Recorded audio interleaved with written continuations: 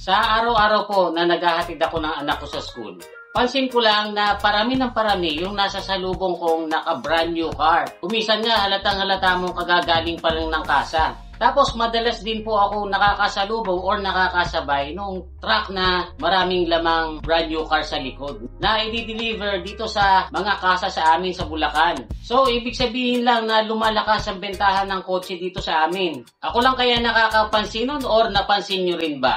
Kung isa ka dun sa ganyan ng obserbasyon ay hindi ka nagkakamali. Kasi boom na boom po ang car industry ngayon dito sa Pilipinas. Ayon po sa research ko, noong mag-pandemic ay siyempre bumagsak ang sales ng mga car companies dito. Pero after the pandemic ay unti-unti pong dumami yung mga bumibili ng sasakyan. To the point na nahigitan pa yung sales before the pandemic. Noong 2021, mayroong total of 268,488 brand new na sasakyan ang naibenta sa buong Pilipinas.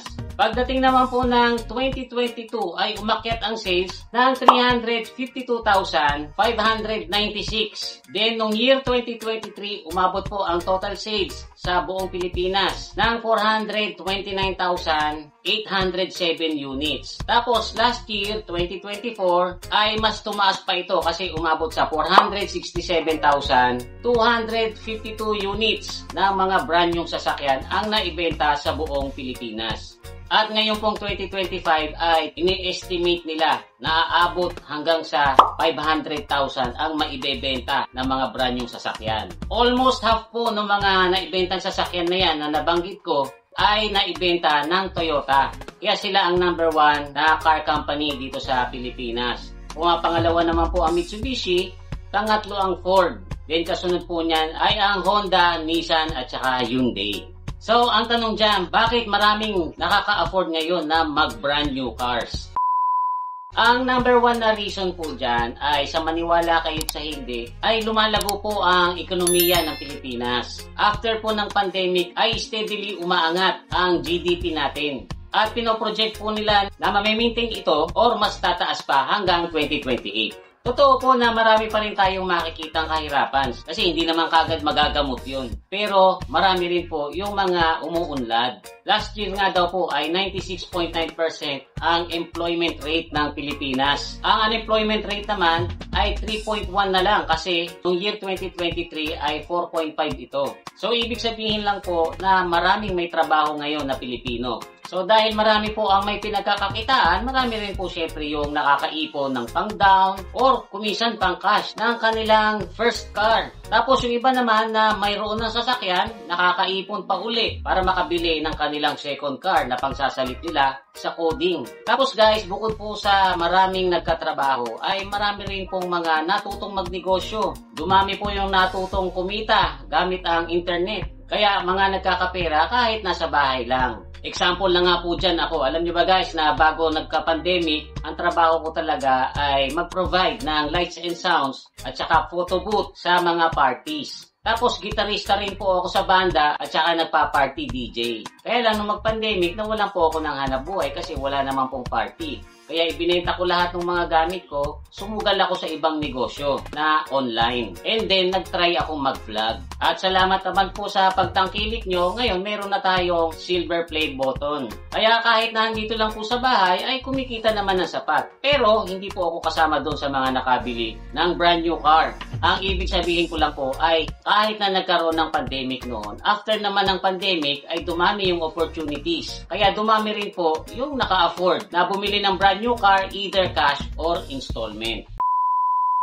Ang second reason po kaya dumami ang mga naka-brand new cars, dumami rin po kasi yung mga available na sasakyan dito sa Pilipinas. Noon kasi ay dominated ng mga Japanese brands. Pero ngayon marami ng klase. Merong American brands, merong Korean brands, may European brands, merong galing ng Vietnam, may galing ng India, at syempre hindi mawawala dyan yung mga dumadaming Chinese car companies. At dahil dumami po sila ay naging mahigpit yung competition competition nila. Kaya pagandahan po sila ng offer. To the point na meron silang offer na low down payment. Meron pa nga pong zero down payment. Hindi ko lang po alam kung meron talagang na-approve doon sa promo na zero down payment. Kung meron nga pong na-approve dyan sa zero down payment ay paki-comment lang sa baba para malaman lang natin kung totoo. Tapos guys, bukod dun sa mga bangko na pwedeng magbigay ng car loan, ay meron din pong mga non-banking financial institutions na pwedeng magpautang para ka makakuha ng brand new car.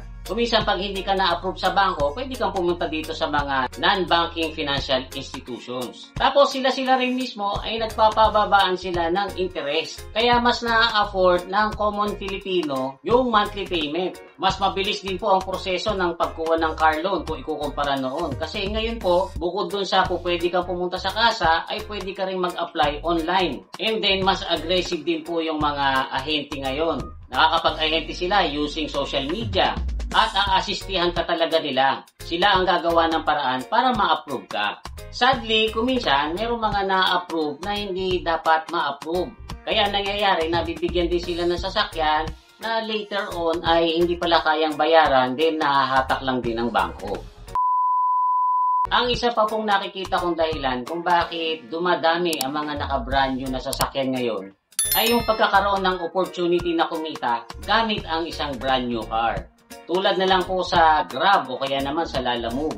Kasi guys, dati, nung wala pang ganyan, hindi ka po pwedeng bigla na lang mamimake up ng pasahero, tapos maniningil ka ng pamasahe. Mauhuli ka nun ng kolorum. Kailangan, bukod doon sa may sasakyan ka, kailangan bumili ka rin ng prangkisa sa LTFRB. Pero ngayon, hindi na. Pag bumili ka ng brand new car, ay pwede mo itong i-apply sa mga ride-hailing companies. As long as wala pang 3 taon yan sasakyan na nabili mo. Pag na-approve ka naman, ay pwede kang bumiyahe ng hanggang 7 years.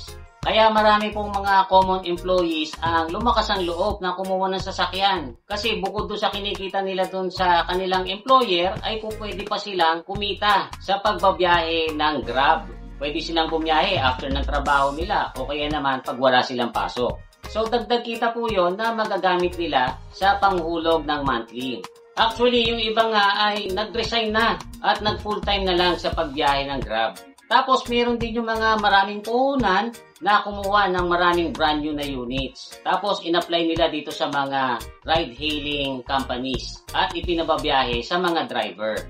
Ang downside nga lang nito guys, na maraming nagkakaroon ng brand new cars, ay syempre, parami ng parami yung mga sasakyan sa kalsada. Kaya yung traffic natin ay patindi rin ng patindi.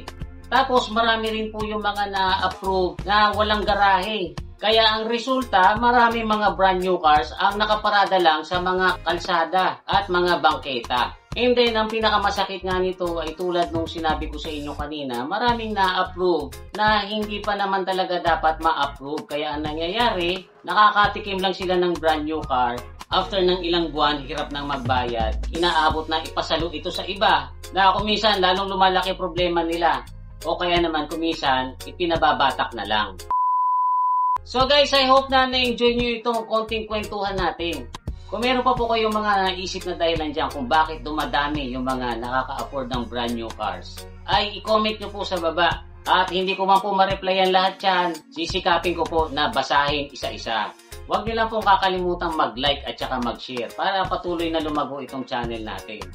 Muli, ito po si Kuya Mikmik na nagsasabing palagi kang lamang pag marami kang alam. Bye-bye!